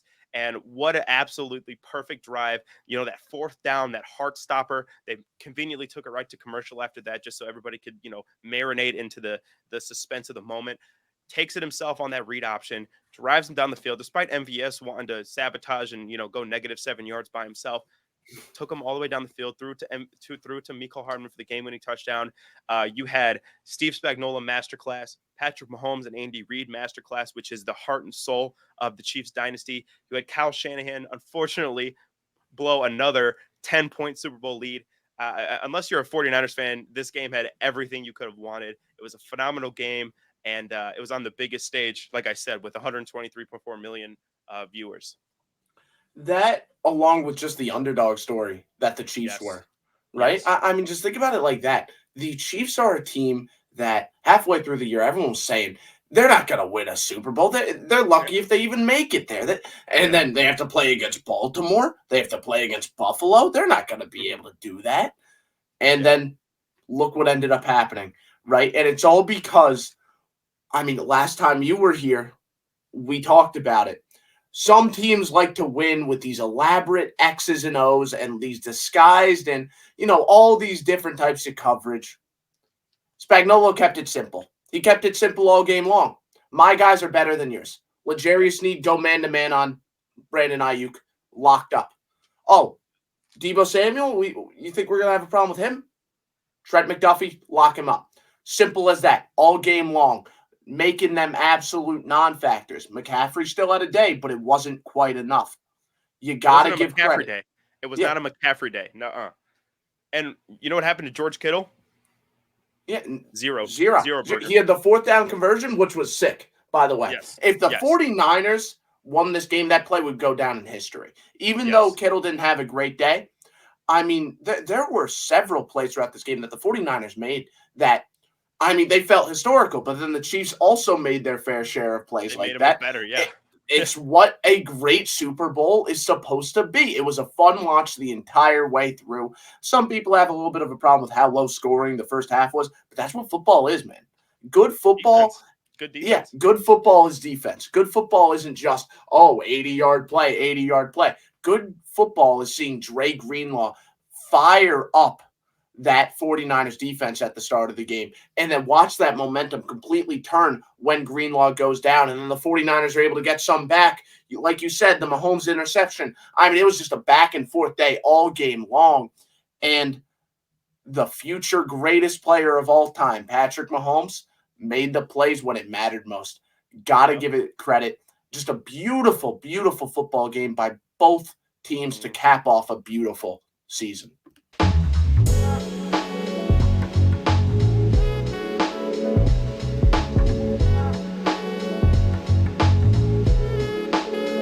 Defensive performance of the year.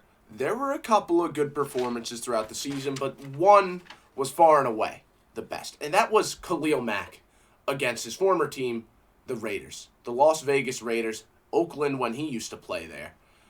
I mean, he came into that game with a vengeance, racking up an absurd. He racked up 6 sacks in one game. That's insane. That doesn't happen, right? That's insanity. So tell me, as a Chargers fan, how did you react just seeing that performance? I don't know. I mean, I was just kind of like, the first 3 weeks of the season, Khalil Mack didn't get 1 sack, and so I was just kind of not really expecting, after the first sack, I'm like, okay, he could have like 1 more at most. That's it. And then he got another one. I was like, oh, okay, maybe this is going to be one of those games from him. He had Jermaine Illuminor in hell. It was something. I mean, he has this uncanny ability to just throw the offensive lineman to the quarterback, which is what I've kind of noticed. It's just his power is still there, and even at 33 years old, he's still got enough juice to the point where he can easily get in the backfield, and it was just it was a monster performance. Yeah, it was insane. And you said it yourself. It wasn't much like finesse, I'm going to work this hand move this time. It wasn't much of that. It was just, I'm going to get my hands on the offensive tackle inside of his pads and just bull rush him. I'm going to throw him into the quarterback. And he also racked up some tackles for loss throughout that game. He was just phenomenal all game long. It wasn't just those 6 plays. And even if it was, that's still an insane performance. But it was all game long. He was defending the run at a really, really high level, and that's something we're used to seeing from Khalil Mack. I mean, he was just a man amongst boys all game long. It was insane just seeing it play after play after play. Just complete domination and abuse of the opposing offensive linemen. It didn't seem fair. It didn't seem fair. I mean, there was one thing just like looking at it back. So that was a game where Bosa was out that game. So it was Khalil Mack on one side and Tuli on the other. And you'd think they would have sent the chip help all the way over to Khalil Mack's side and left the rookie one-on-one. Nope. They a lot of the time they were chipping Tuli, which at the time it was like, okay, I mean, they really respect Tuli to the point where they're chipping him. That's a good sign for your 2nd-round pick. But maybe you should have sent a little bit more attention to Mack instead of leaving him on an island with Luminor, especially at, sack 3. Yeah, it was insane to see it that often, right? And then he didn't just get to the quarterback. He was forcing fumbles. right? He forced 2 fumbles in that game. He was opportunistic. It was a great game by Khalil Mack. Love seeing it against a division rival for the Raiders there. But that's why he won the Defensive Performance of the Year award from us.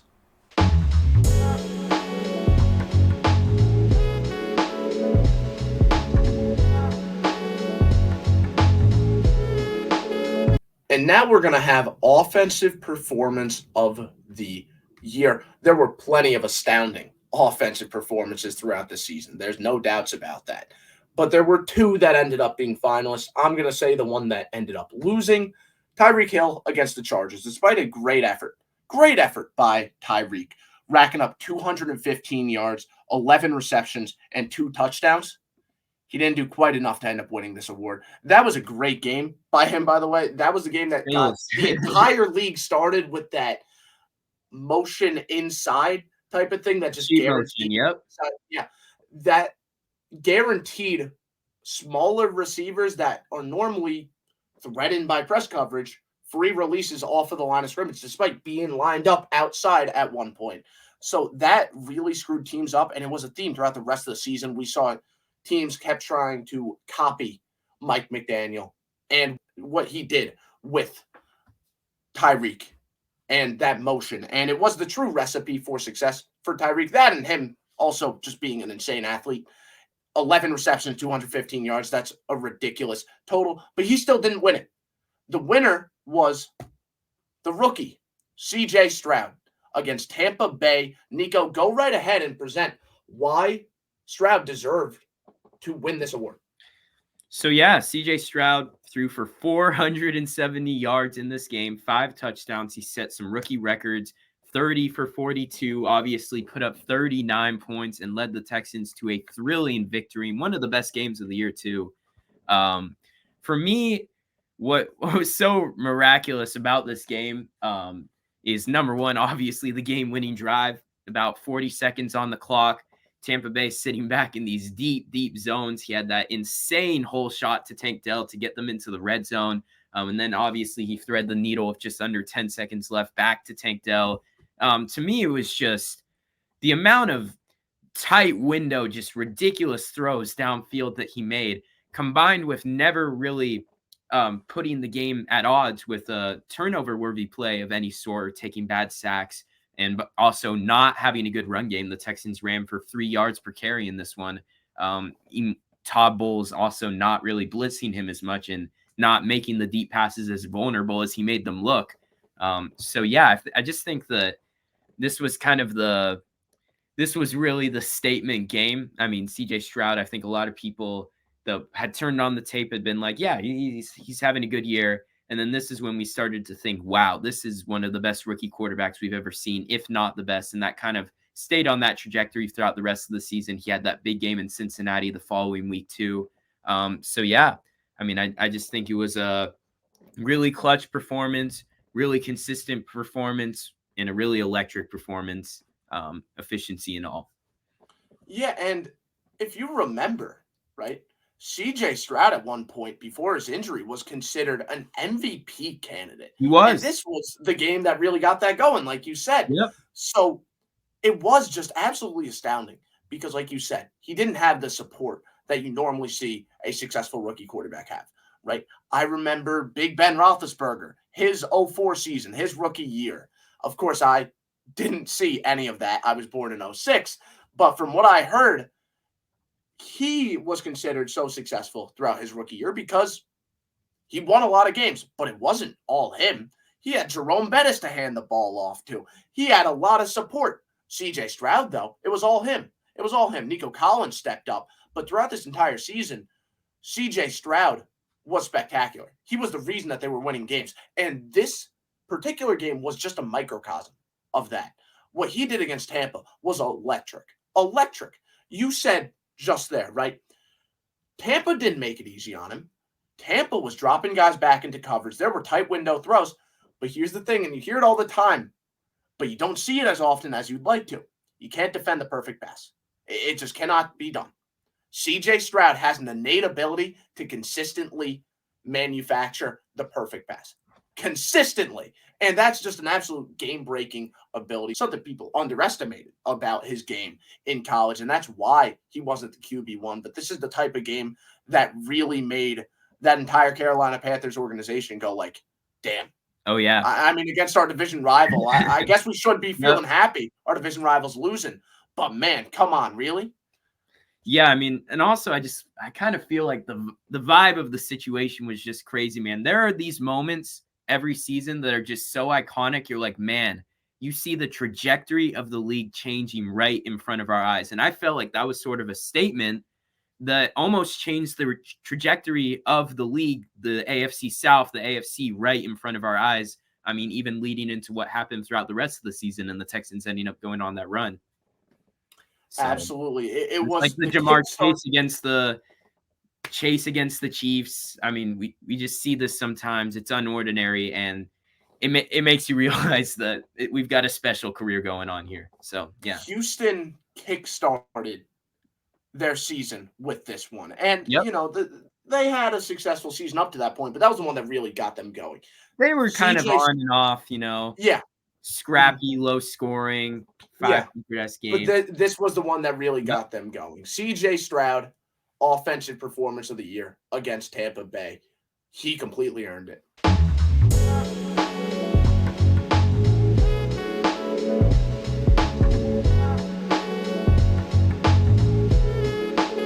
And now on to special teams player of the year. This could be a gunner, this could be a returner, this could be a punter, but this year there was no doubt about it. We only have one finalist. It was a kicker.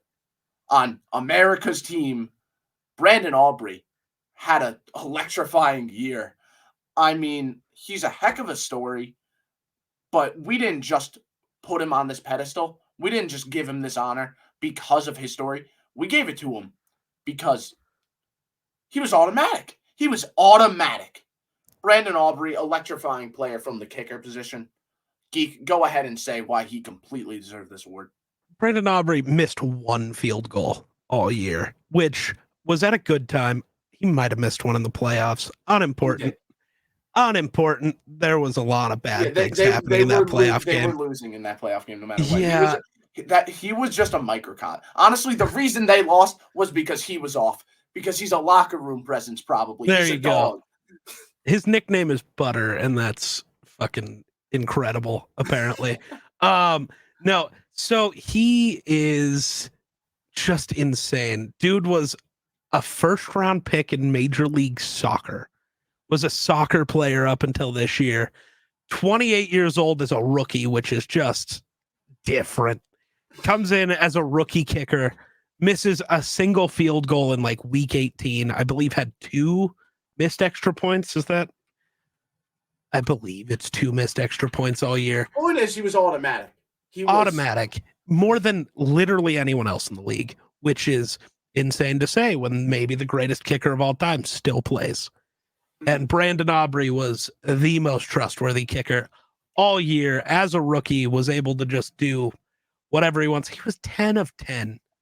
From 50 plus this year. That's absolutely insane. Actually, he was 14 of 14 from 40 plus. Long kicks were his specialty, which for a team like Dallas, who already had a great offense, when you just needed to get him within 55 yards and you were guaranteed to get points, that's such an incredible tool for a team. And I mean, I don't really know who else you could even consider at this point for this award.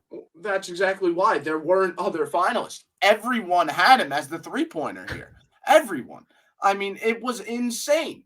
He was ridiculous, automatic. Doesn't matter where he's kicking from. There's a part of me that kind of wanted to say, hey, we're doing special teams player of the year. You can't vote Brandon Aubrey because that would be too easy. I didn't do that because he deserves his flowers, but I am curious how it would have went if that wasn't the case. Aubrey, though, ridiculous player. He had a ridiculous year. He was a key player for the Cowboys and how phenomenal they looked throughout the year. Him and, you know, they have a really old special teams coach, Fossil, right? Mm-hmm. I like to hope maybe Fossil, being the old guy he was, knew how to train a kicker. And Aubrey was just like the Anthony Richardson of kickers. and Fossil just molded him to become the perfect human being. That's how I look at it, because I feel like that's a really fun way to look at it. But it doesn't matter how it happened, whether he was made in the lab or not. He was an electrifying player from the kicker position in this season. He deserves Special Team Player of the Year without a doubt.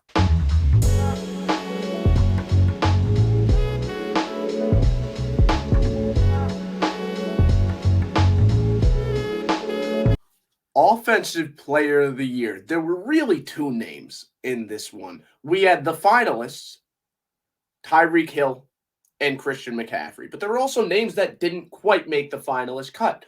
Lamar Jackson was thrown in there.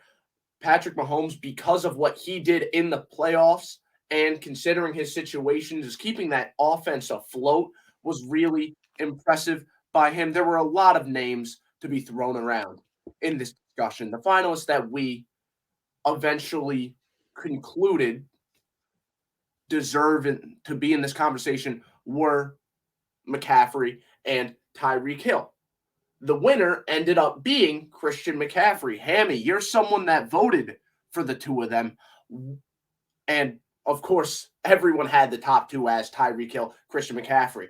But the order changed from person to person. What made you pick McCaffrey over Tyreek Hill, who also had a ridiculous year? So what made me pick Christian McCaffrey was a lot of the narratives that were going around, and McCaffrey coming in here this season and probably producing the best season that he's ever had in his career, probably outside of his 2019 year, which, I mean, 2019, it was also a ridiculous season, but unfortunately, he didn't get Offensive Player of the Year. That was Michael Thomas, who had that sensational season, and then Lamar had that incredible MVP year. But I think what made me pick Christian McCaffrey was the fact that he was probably the best running back in all of football, and I don't think it was like a close margin. But Christian McCaffrey, I think he completely ran away with it. And what was really, really critical from why I picked McCaffrey, that Niners offense runs through him. You take McCaffrey out, I don't like the offense can still work, but I don't think it'd be as that lethal without Christian McCaffrey. And it just kind of signifies the importance of Christian McCaffrey. And when you consider the whole offseason conversation about like the running back market and like running backs not getting paid and whatnot, and how can running backs get a second contract, Christian McCaffrey kind of like showed the blueprint for every running back in the league to like, hey, this is what I can do. And that's how I earned a second contract. And now it's kind of paying dividends for it. But for him to like have this season and for him to like be still at a young age, I mean, it's just incredible. It was just a masterclass of a season. I literally remember the game against the Vikings where McCaffrey had an oblique injury. And then for some reason, the dude gutted out and still played that game and yet kept the Niners close for what was a weird game for them. So, I mean, just like an all-around ridiculous season for Christian McCaffrey. You did mention Tyreek Hill. I do think Tyreek Hill could have made it, could have won that, but that's only if he probably would have hit 2,000 yards. But then again, McCaffrey just winning it, I mean, I think it just kind of took it up. It was going to be my pick either way. And just for him to have this season, I mean, just redonkulous all over. Christian McCaffrey is just such an awesome football player. Yeah, and it was such a loaded offense, right? It was so loaded. And the fact that a lot of other people would agree with you when you say he was the reason that offense was so successful, right? The fact that so many people were saying that says a lot, because he wasn't just a piece of a loaded offense. He was the best piece, and it was noticeable. It was agreed upon by everyone. The difference between this award and the other awards, like the NFL Honors, MVP, Offensive Player of the Year, we account for playoffs in this. So what he did, taking the team to the Super Bowl, all that great stuff, only elevates his case. Offensive Player of the Year, Christian McCaffrey.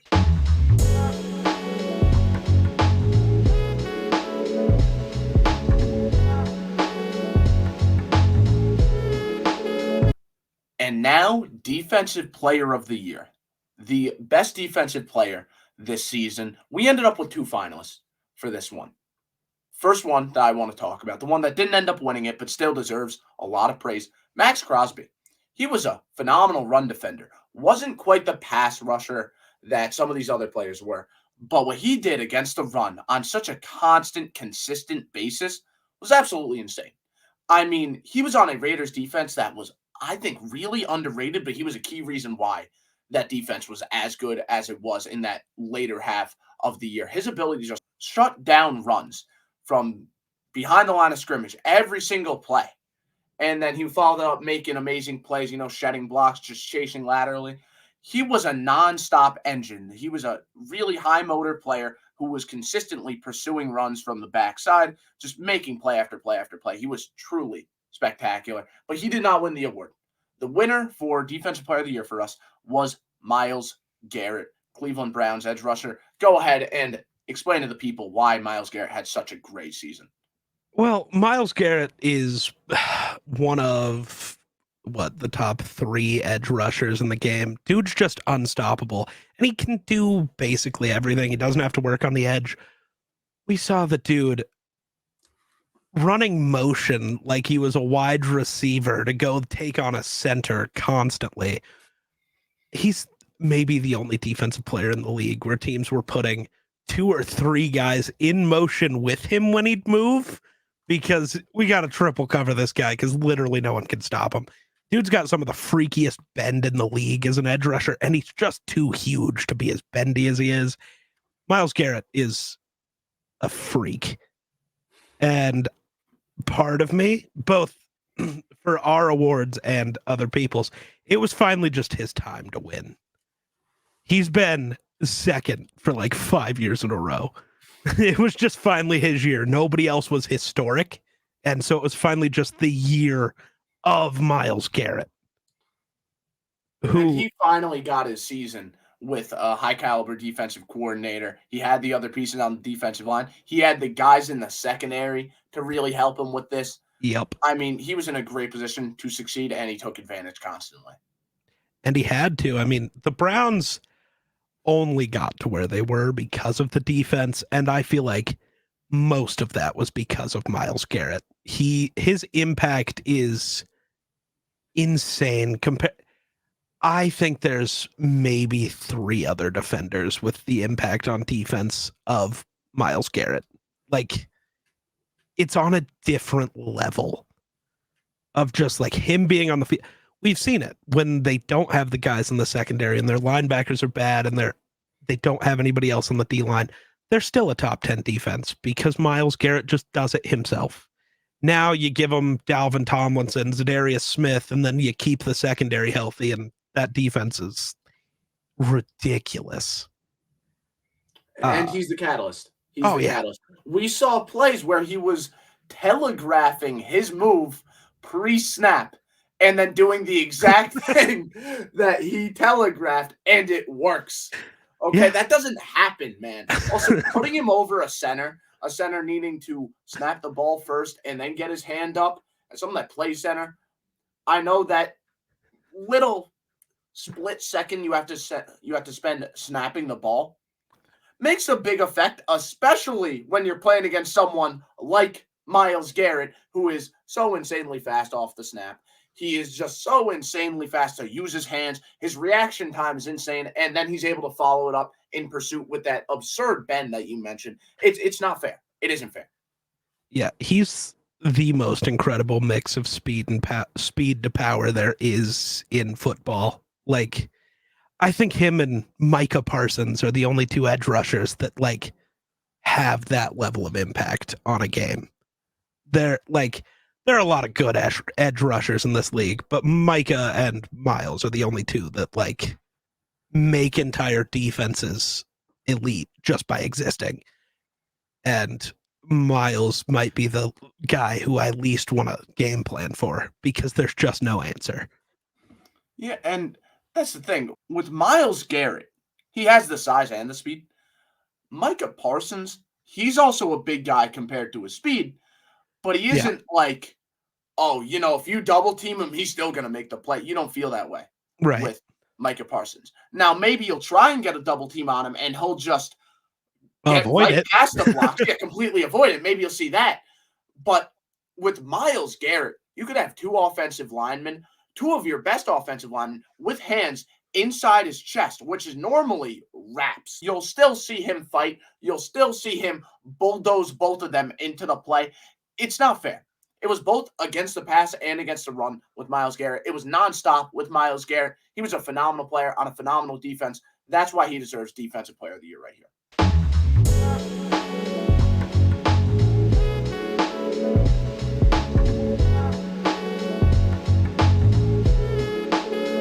Now, Player of the Year. This is our alternative to MVP. We rephrased it from MVP to Player of the Year because MVP makes it become a quarterback award. Most valuable player, what's the most valuable position? Quarterback. So therefore, the most valuable player will be a quarterback. Not here, though. Here, there isn't a quarterback that made the finalist. It is Christian McCaffrey and Myles Garrett. As you could tell by the fact Hammy is here once again, the winner for this one was Christian McCaffrey. So go ahead and top it off. Give us why Christian McCaffrey was able to beat out not just Tyreek Hill for Offensive Player of the Year, but now Myles Garrett for overall Player of the Year. And first and foremost, shout out to Myles Garrett. What a heck of a season this man had. I mean, give credit where credit's due to the Browns defense and Jim Schwartz for literally unlocking that D-line's potential. And then Myles Garrett just having a ridiculous season. I'm glad that he finally won DPOY because it's about time that this man was due for one. So big shout out. But the reason I'm going to go with McCaffrey was just because of the position that he plays. And I explained it in the Offensive Player of the Year video. And the same thing I'm going to use for this one. The fact that McCaffrey had this legendary of a season that we won't forget, Christian McCaffrey has posted that. And being an MVP finalist in the league where you had the offseason where like guys like Saquon Barkley, Josh Jacobs, they couldn't even get second contracts. And teams were trying to franchise tag him. They couldn't agree to it. And then the most that they could get was a 1-year deal. And McCaffrey, who is currently in a second contract, well, now being traded away from the Panthers, going to the Niners, which was probably the best situation he's had in getting to learn Shanahan's like offense from like getting a full offseason of that. And for him to like literally be the reason why the Niners made the Super Bowl, because like literally San Francisco, like all the games that they've won, McCaffrey was the show. Like it was all Christian McCaffrey. And I'm not saying this to like diminish Myles Garrett because Myles Garrett was phenomenal. But I do think a lot of it for the Browns' defensive success has to also do with their secondary, along with their corner trio in Denzel Ward, Greg Newsome, and Martin Emerson. But McCaffrey, like he set that 49ers offense. He was the engine and he kept it going. And there's been games like in this season where like the Niners, they needed McCaffrey. McCaffrey stood up and actually carried the Niners, like the Packers game in the postseason, which I'm wearing my Rodgers jersey and it makes me sad. However, McCaffrey was the reason why the Niners got back into it, because the moment when Christian McCaffrey broke off for like, I think it was like a 40-yard touchdown or something, like momentum was shifting. And McCaffrey was just like, yeah, let's get it going. Let's get it going. And pretty much like the Niners would not be in this position that they were in right now if they never made that Christian McCaffrey trade. Yeah, and there's a lot of discussion, like you mentioned, about the value of the running back position. And the 49ers run game, just because of how it works from a schematic perspective, it's going to be successful no matter who's running the football. Okay, it's just that simple. But Kyle Shanahan and John Lynch made the decision because of where their team was to say, yeah, we're good. We're going to have a good run game no matter what. We might even have a top 10 run game no matter what, if you want to say that. But we have so much talent at all these other positions, but we still need to upgrade. We're still not winning the big game. So you know what? Let's bring in a running back. Let's make our guaranteed top 10 run game no matter what become the best run game in football, no matter what. All right. And yeah, I know the Ravens are also very good. The point is, Christian McCaffrey really pushed them to a whole nother level. He did. And you mentioned that big play in the Packers game. That's a play where Raheem Mostert, Tevin Coleman, whatever other running back that plays in a Shanahanian scheme, they don't make that big play. They don't. The gap is going to open up. Okay, the hole's going to open up. But it still only ends up being maybe a 10-yard gain, 15-yard gain, 20-yard gain, whatever. McCaffrey adds a whole nother level. Shanahan will give them the opportunity. Shanahan will give them the perfect alley-oop. You got to have the right player to throw the ball into the hoop, though. You got to have the right player to slam it down. McCaffrey is absolutely that guy for them.